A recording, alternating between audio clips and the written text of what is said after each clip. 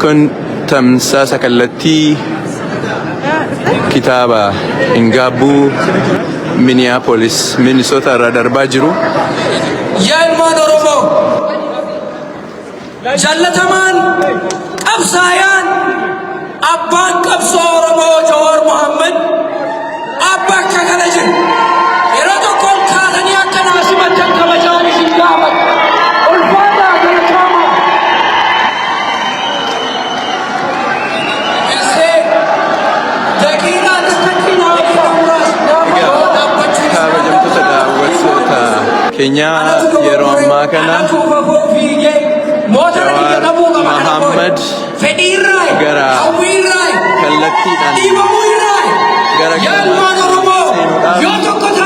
namoonni kumataman lakkaa'aman bakka argamanitti addaan nu babaasa. Addaan ba'an Oromoon tokko mirga keenyaaf ni falmanna. Saba keenya yeroo kamiyyuu ni ijaarra. Ilmaan Oromoo bara dheeraaf gabrummaa keessa turanii jiran. Gabrummaan nurratti muramuu qaba. Gabrummaa ilmaan keenya dhaalchifu. Akka jeneraal Waaqoo guutuu jedhan gabrummaa nutti dabarsanii hin jiru. Nuti gabrummaa garuu ilmaan keenyatti dabarsinu. Ilmaan Oromoo haala adda addaatiin gabrummaa keessa seensituu irraa ka'e. Kun yaada tokko kun jala sararamee dubbatamuu qaba. Kan ammoo ofirraa dhaabuuf tokkummaan qabsaa'uu danda'uu qaba. Ammallee rakkabee ilmaan keenya lixaa ilmaan keenya wallaggaa ka dirooniin tumaman keessattuu mucaa daa'ima ati shanee jedhanii qawwee harka kaa'anii haadhaaf abbaa biratti ajjeesan hiyyaan galma Oromoo hin dagan nu keessa jiru akka itti dubbannu wallaan bakka itti dubbannu wallaan leefu qaba.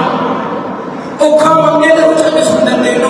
Har'a guyyaan keenya akkana guutanii Jawaar Mohaammed bareechisuu bakka kanatti waan argataniif ammallee galatooma. Jawaar is here. Yaa saba, yaa Oromoo, goota keessan, ilma keessan, Jawaar Mohaammed, ilma keessan Jawaar Mohaammed simadda. Yaa Oromoo, Jawaar Mohaammed isin jidduu bahe. Jawaar Mohaammed bakka kana gaafa dhaabbatu isin hunda yaadata.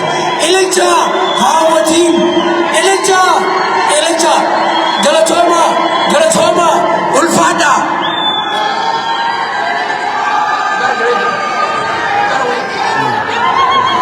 Kabajaa keessaniif dhaabbatee jira al tokko harka isaa ol qabaa jira. Harka isaa ol qabee nagaa isiniin jechaa jira. Argaa jirtanitti sagantaan officially banamee jira. Haga dandeettaniin walaa kabajinu dubartoota keenya manguddoota keenya haa kabajinu. Sagantaan banamee jira. Hamile